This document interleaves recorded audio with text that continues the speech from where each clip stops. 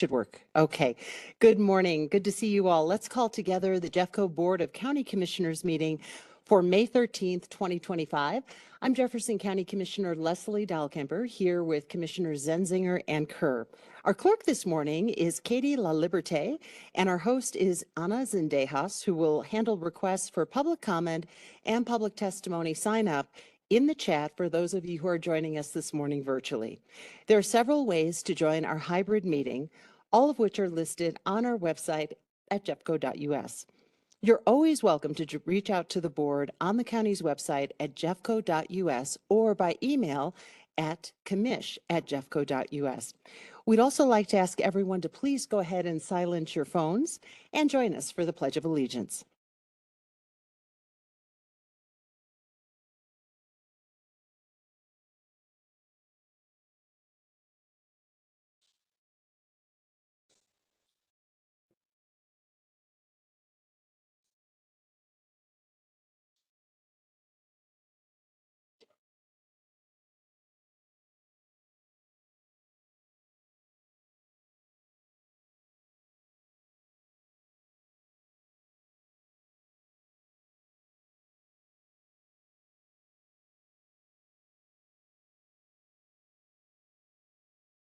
Good morning again. We want to thank everyone for joining us this morning in person and online as well.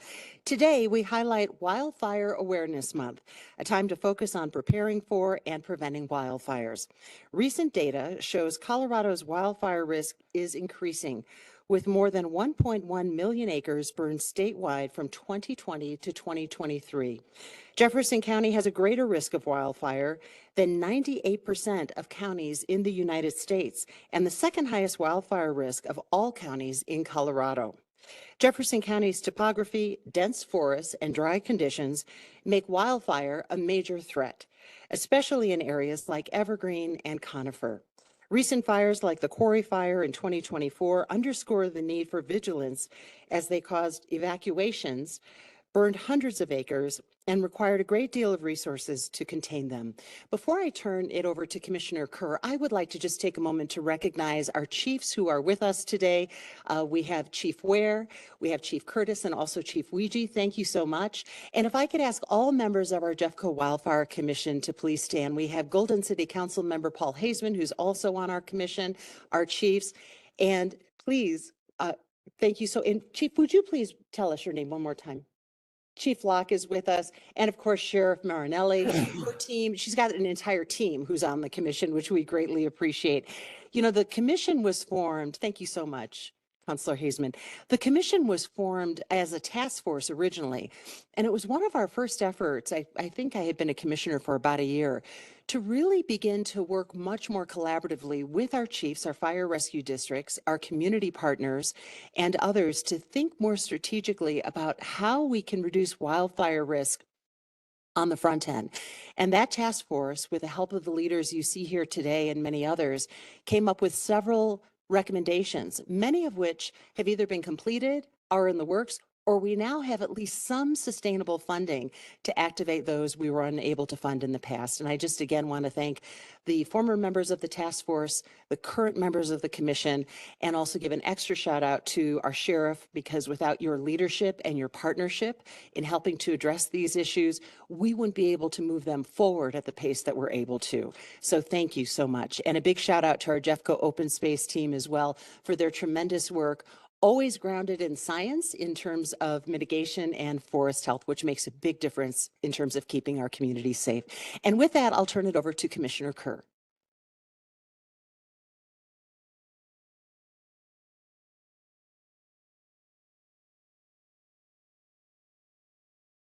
Thank you and good morning. While May is Wildfire Awareness Month, the danger of wildfire is now year-round. There is no longer a fire season. Climate change has significantly increased the risk and severity of wildfires, primarily due to hotter, drier conditions and earlier snowmelt. Currently, there are approximately 43,000 Jefferson County residents who live in high or extreme wildfire risk areas. Now more than ever, it is critically important that our community comes together to help mitigate risks involved with wildfires and to have plans in place in the event of a wildfire. Together, we can reduce risks and protect our communities. Wildfires are a shared responsibility. Take one step today. Sign up for alerts, lookoutalert.co, clear your property, or talk to your neighbors. And before I invite Sheriff Marinelli up, a couple of other things. As Commissioner Dahlkemper mentioned, thank you to all of our various departments and parts of Jefferson County that work together on this very important part of our community safety. She mentioned open space, and that's the only reason why I'm wearing this vest today, is because it's a Jefferson County open space vest. But also departments we don't always think about. For example, our airport. And Mr. Dahl, I was going to mention the airport even before you walked in, but at the airport, our airport houses both the National Forest, has a base for the National Forest fire suppression airplanes, and also we house the state's Firehawk at our airport. So while I'm about to invite Sheriff Marinelli up, and she and her great team work in this area a lot, there are folks all across Jefferson County and various departments that assist as well. And I would be remiss, I know I'm a broken record on this, but I know it's important to say every time possible, this is Wildfire Awareness Month. This isn't put out every single fire as soon as we see it happening, because fire is an important part of our environment. We need to be aware of wildfire and what our community can do to be safe as we live with wildfire. She's not going to finish. So before Commissioner Zenzinger speaks, I'd like to invite Sheriff Marinelli up to say a few words. Sitting around here doing nothing. I also, Andy mentioned that there are lots of other departments who work with us. And as I'm looking at Chris O'Keefe, I just want to extend deep gratitude. And if we could kill the mic just for a moment, that'd be great.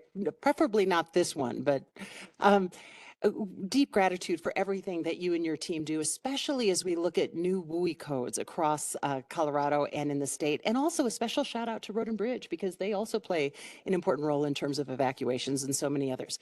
Sheriff Marinelli. Thank you and good morning. Real quick, before I get into what I have written, I do want to explain to some people, because a lot of times people wonder why the sheriff is speaking on fire when we have all these experts, especially here today. According to state statute, the sheriff of every county is the fire marshal, and a lot of people don't understand that. And so I wanted to point that out. Now, that does not mean that the sheriffs know everything there is about fire. We are actually not interested in learning everything in fire, but we will surround ourselves with the experts in the field, whether it be people that I have on my staff or all of these chiefs that we work collaboratively with. And when things happen, these are my coworkers out in the field, and they do a fantastic job. Also, a little bit more with the airport and everything that Commissioner Kerr and Commissioner Dahlkemper also mentioned, the recovery part goes into so much more collaboration with our health department and also with our human services. And I know we're missing somebody somewhere. Public affairs, exactly. We can't do anything without public affairs. They're the ones who keep us on point with letting our citizens know what's going on. So with that said, Jefferson County's recognition of the month of May as part of National Wildfire Awareness Month is an opportunity to help ensure the citizens of the county are ready for a wildfire incident as we enter the summer months when wildfire risk increases.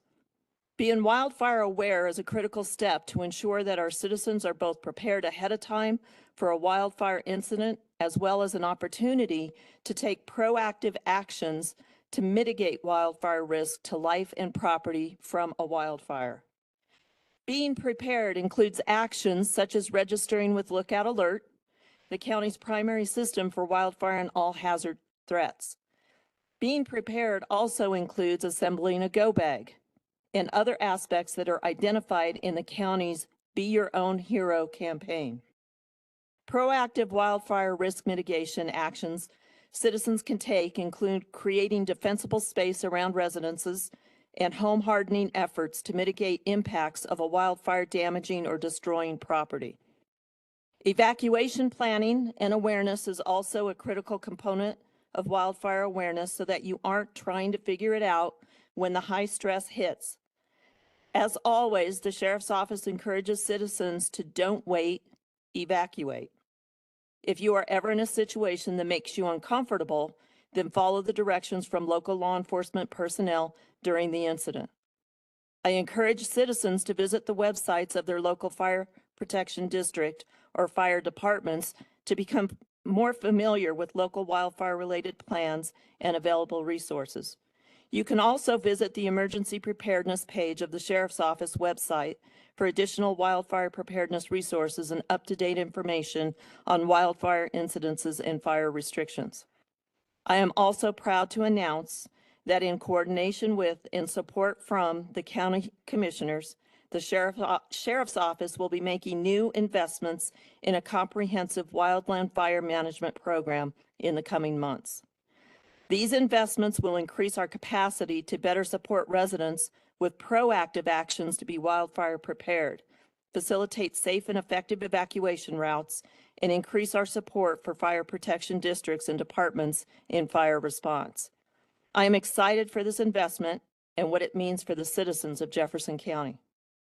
Last, I would like to remind our citizens that while May is Wildfire Awareness Month, we no longer have a fire season, but rather live in an environment where we have a fire year. Wildfires can occur at any time of the year, as we experienced in December of 2021 with the Marshall Fire in Boulder County. It is up to our citizens to be vigilant all year and take proactive steps to be prepared for wildfire incidents. Thank you.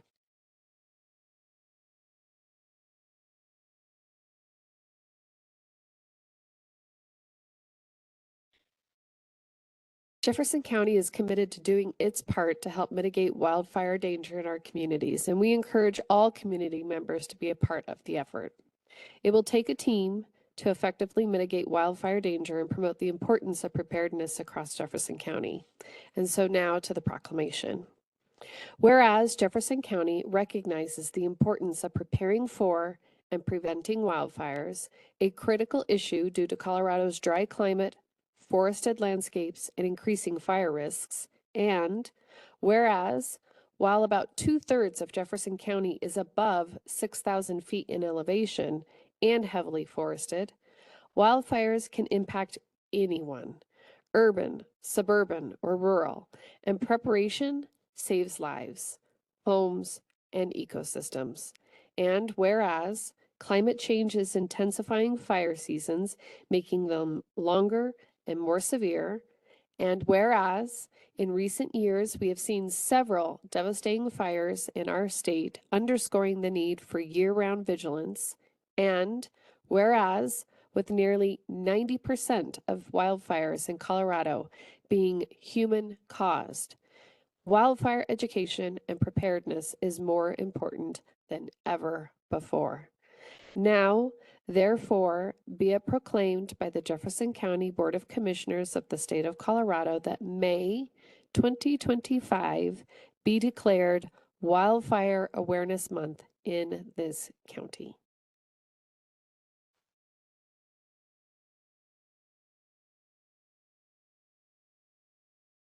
And Commissioner Zenzinger is presenting the proclamation to Sheriff Marinelli. And we'd love to invite our chiefs, our members of the Colorado Fire Commission, also members of our departments who are so involved in this effort. Chris, come on up, Eric. And I also want to give a huge shout out to our county manager and our deputy county manager, Kate Newman. Joe Kirby and Kate Newman, please come on up as well. We appreciate all you do in helping us as we look at issues around coordination and county services.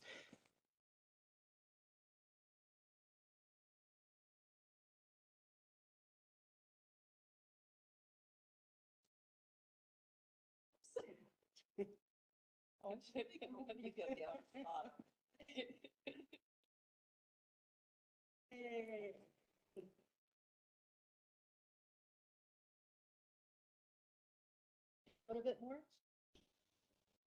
It's got plenty of room in the front here. Yes.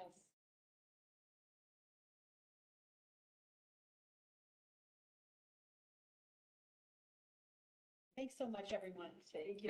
Thank you.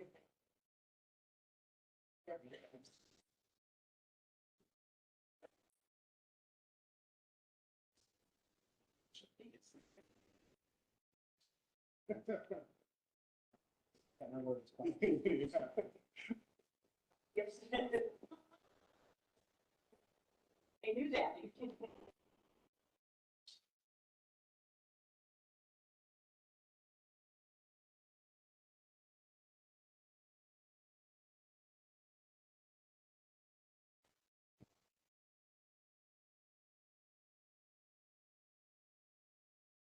All right, next on our agenda is public comment, and the board will take up to 15 minutes at the beginning of our meeting for public comment.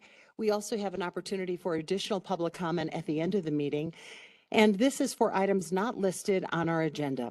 We'll begin with those who have signed up, and first we have Christine Contramatis. Please come forward with a library update. Library union update is the topic that Christine has listed here. And then we will check to see if we have anyone joining us virtually who'd like to speak.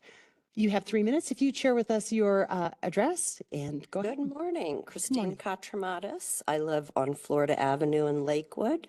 I've worked at Jefferson County Public Library for over 14 years. I'm here today to update the board on our union's negotiations. We began collective bargaining last July. We have reached agreements on 11 of our proposed 47 articles. Library management continues to show up unprepared to negotiate. On more than one occasion, management requested that scheduled negotiation hours be used for them to prepare more articles. Note, the majority of our proposals have been in management's hands since last July. An update on our union activities and outreach. We have a contract action team that meets monthly to plan strategies for movement and support for our contract. We have monthly union office hours in person and by Zoom. This is an open forum for staff to get info on the union, ask questions. As you know, we regularly speak here at the Commissioners' public meetings. We also attend every Library Board of Trustee meetings to give testimony. On Thursday, I will be speaking at the Board of Trustee meetings about the open carrying of firearms and the ordinance that went into effect on April 7th of this year. Library staff were completely unaware of this ordinance until a patron with a holstered firearm created quite a stir in the Columbine Library last week. Since Jefferson County Public Libraries are defined as county buildings and we are polling locations with drop boxes, library staff would like to have a vulnerability assessment by the Jefferson County Sheriff and for the sheriff to designate Jefferson County Public Library as an area in which the open carrying of firearms is prohibited. We would also like the Jefferson County manager to assure staff that Jefferson County Public Library is so designated. Thank you very much. Thank you very much, Ms. Contramatis. We appreciate your comments this morning. I checked with Ms. Sendejas was kind enough to send me a text message mentioning that we have no one online who'd like to provide public comment at this time. Is there anyone else in the hearing room who would like to speak to the board? All right, seeing none, we will go ahead and close this segment of public comment. Next, we have 7 items on the consent agenda. Commissioners, would either of you like to take an item off the consent agenda? You know, that is correct. We do have the approval of the minutes. I jumped the gun. You are right. Thank you for catching that, Commissioner Kerr. Next, we have the approval of the minutes dated May 6, 2025. May I have a motion to approve? just to be clear, I didn't catch anything. I'm just going off the script here so that our staff puts together. So once again, it was our staff that made sure we're on the right track. So let me read it. I move for the approval of the minutes from May 6, 2025. Second. Thank you. Ms. La Liberté, will you please call the vote? Commissioner Kerr, Aye. Commissioner Zenzinger, Aye. Commissioner Dahlkemper. Yes, and that motion is approved. Thank you. Next, we have 7 items on the consent agenda. And now I will ask commissioners, would either of you like to take an item off? No, thank you. Okay, great. Thank you. May I have a motion to approve items 7.1 through 7.7? I move for the approval of consent agenda items 7.1 through 7.7.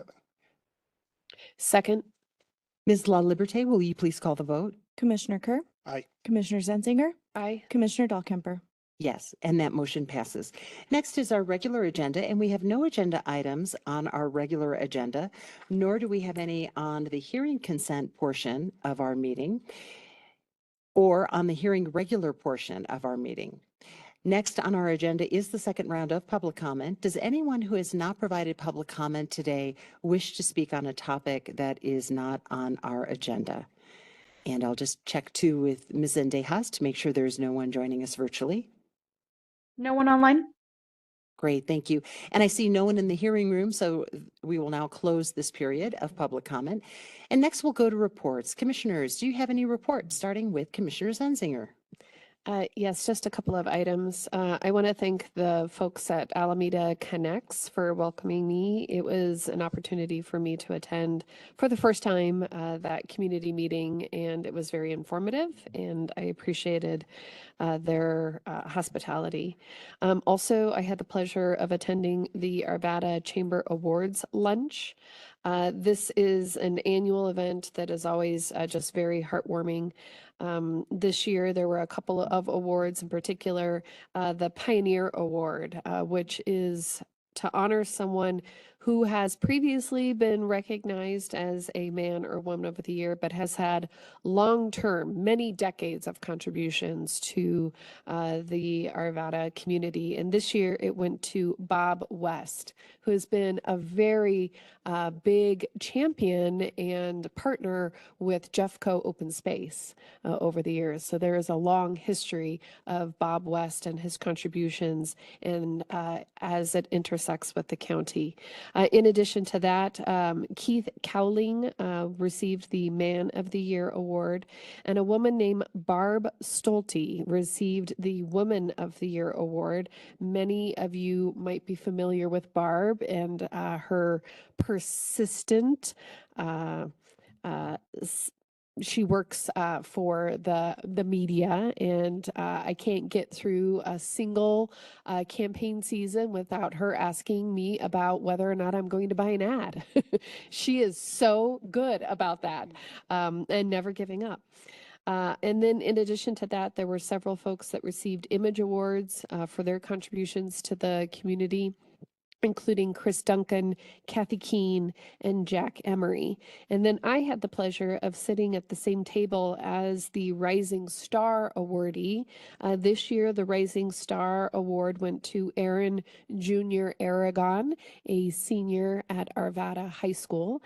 And he is also, in addition to all of the things that he does at school, welcoming folks, working in the front office, football captain, he put together a project where he is hoping to become a fashion designer, and he designs his own clothes, and it really was really tremendous speaking to him, listening to the inspiration for how he comes up with his fashion designs. And truly, he was so embarrassed when he received the award, and he had nothing to be embarrassed about because he represented truly the rising star of the next generation of folks that are coming up.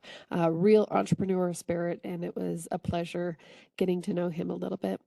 I also had the pleasure of attending the Jefferson County Sheriff's Office Remembrance celebration. It was very touching. It was my first time being able to attend that ceremony, so I didn't know what to expect, and it was just truly beautiful.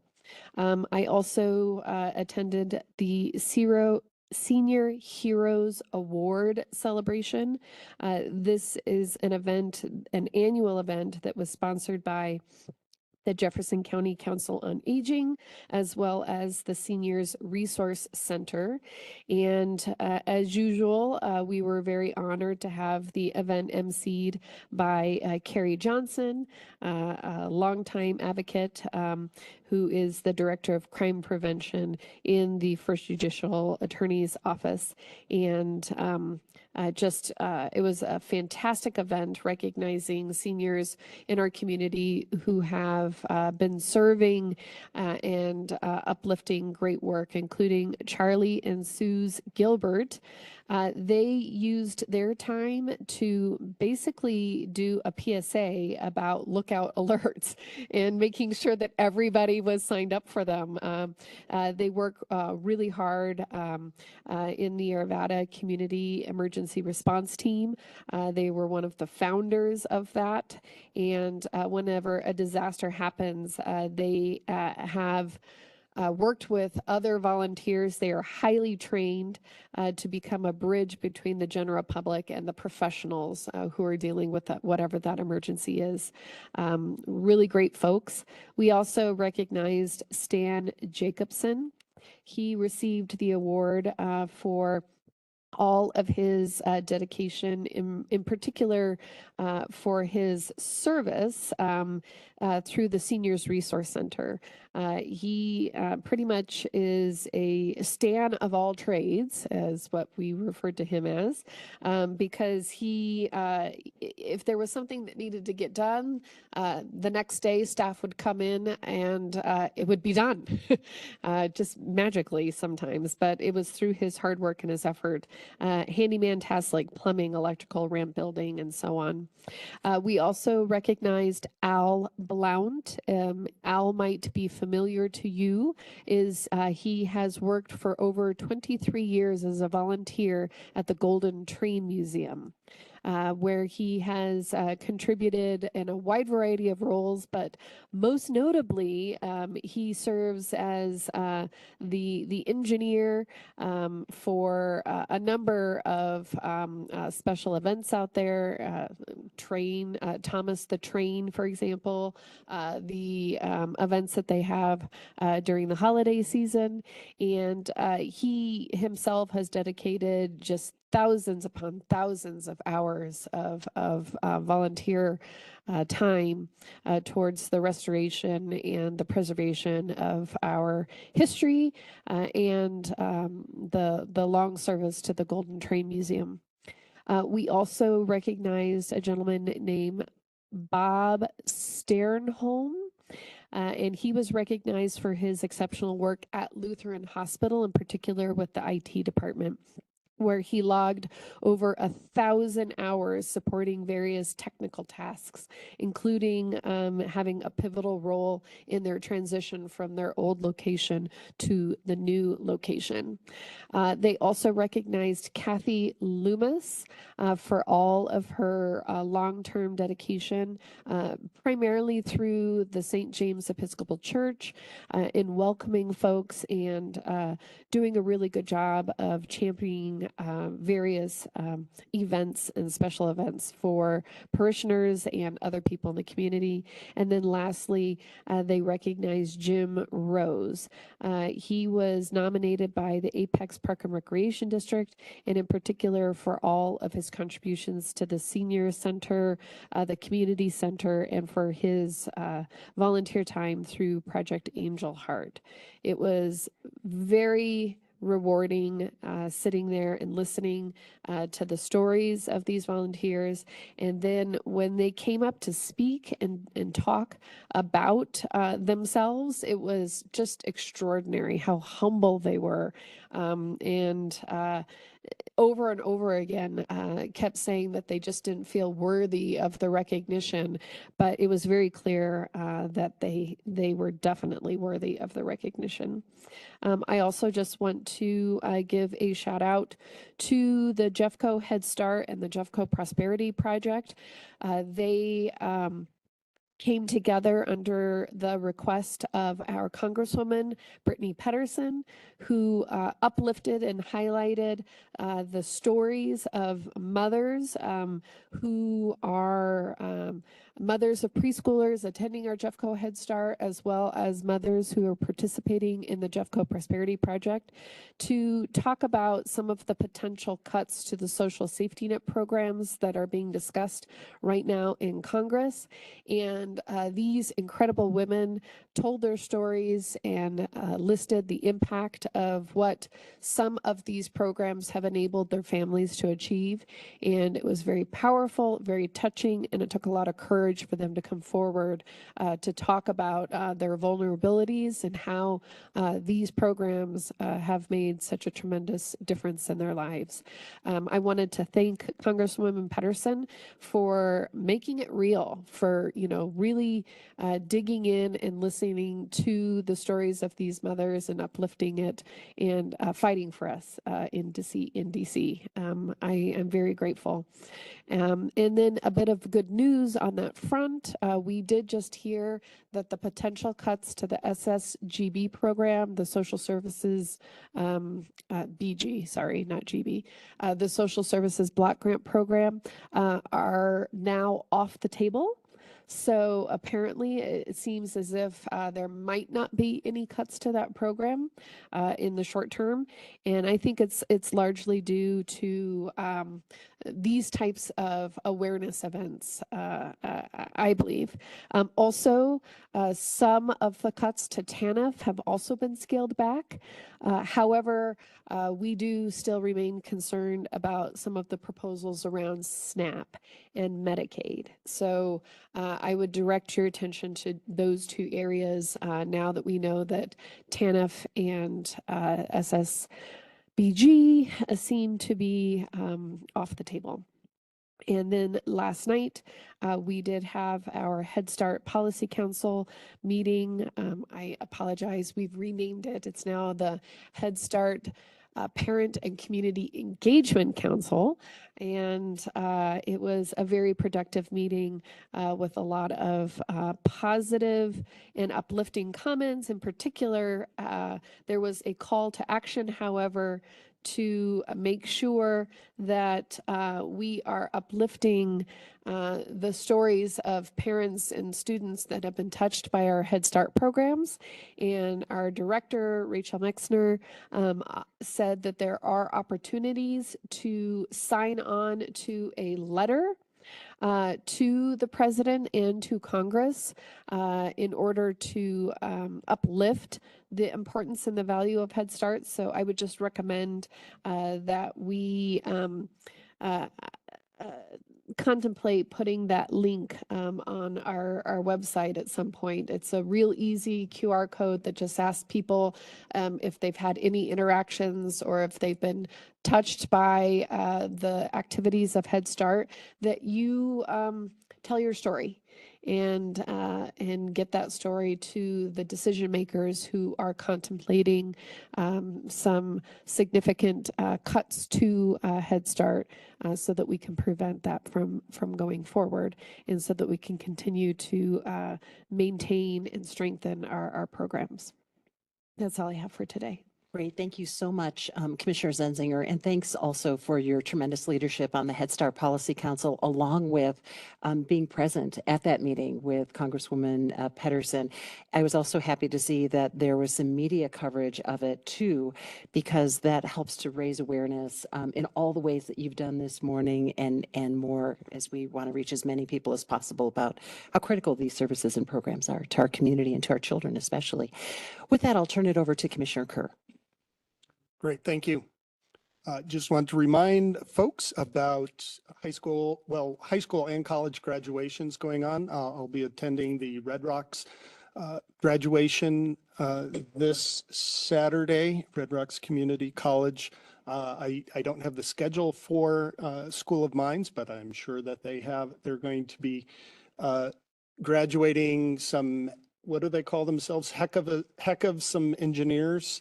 So congrats and certainly our neighbors to the north, CU, are graduating quite a few folks last week and this week, and congrats to the grads and the families.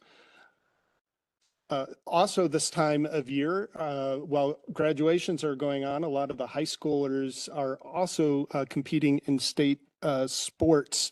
I don't have all of the Jeffco sports, but just to update a couple for boys lacrosse, congratulations for our 5A teams that made the playoffs: Ralston Valley, Columbine, Lakewood, and Chatfield.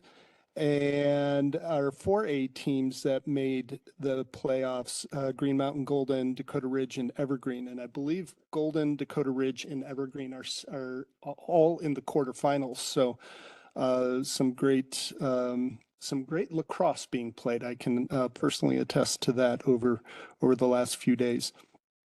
Also, track meets, the state track meet will be happening at the Jeffco Stadium.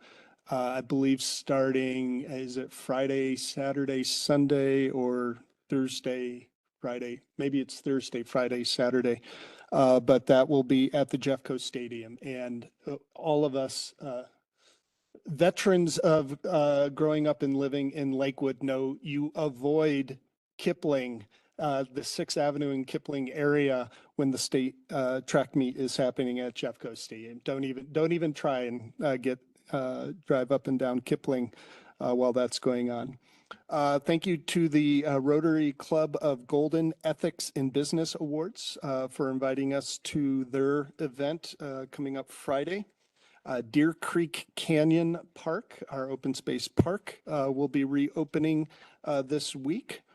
I'll be attending the Mile High Flood District field trip for the directors for the Mile High Flood District. We'll be doing a field trip on Thursday to look at some of the projects and upcoming projects that our resources go to help prevent flooding and the effects of flooding in the greater Denver area. Reminder that the Jefferson County Sustainability Commission will be welcoming Mike Nelson this month. If that name sounds familiar to you, that's because he's the retired chief meteorologist from Channel 7, well known for talking about science, not just delivering the weather, but also talking about the science behind weather and climate. And even with a lot of political pressure to tone down speaking about science and to just concentrate on the temperature tomorrow, he was well known for making sure that his viewers understood why the weather was continually getting hotter, and as we mentioned earlier in some of our wildfire comments earlier. But he'll be speaking at the Sustainability Commission this month. Last Monday, a week ago Monday, I attended an event at the governor's mansion where Union Pacific and the governor and his team signed a long-term, updated and signed a long-term agreement on the Moffett Tunnel, making sure that the Moffett Tunnel, which is a critical choke point in the country's train system, but that the Moffett Tunnel would be continued to be open for passenger rail as well as freight moving forward. You may have heard that this past season, with increased number of ski trains going to Winter Park and a drop in the price, that there was a huge increase in the Winter Park ski train ridership. We're all hoping that by next summer, so in about a year, that the new passenger rail from Denver to Granby will be running. And then eventually that will be Denver to Craig, with stops, of course, in Steamboat and Granby, Winter Park, and hopefully in the not too distant future, a stop in and around the Arvada area as well. Last Friday, I took some time to volunteer at Jeffco Eats, and not to brag, but you always know someone's about to brag when they say not to brag. But Eric, who's one of the shift leaders every Friday, did say that we were able to pack 250 boxes of lunches going out to our schools, that we were able to pack those lunches faster than any other team, Friday team he had had up to that point. And you're saying, well, 250, okay, that was only halfway through. That was when we took our break. That we had beat that record, and we eventually did 500 boxes. You're saying, oh, well, 500 boxes, that's 500.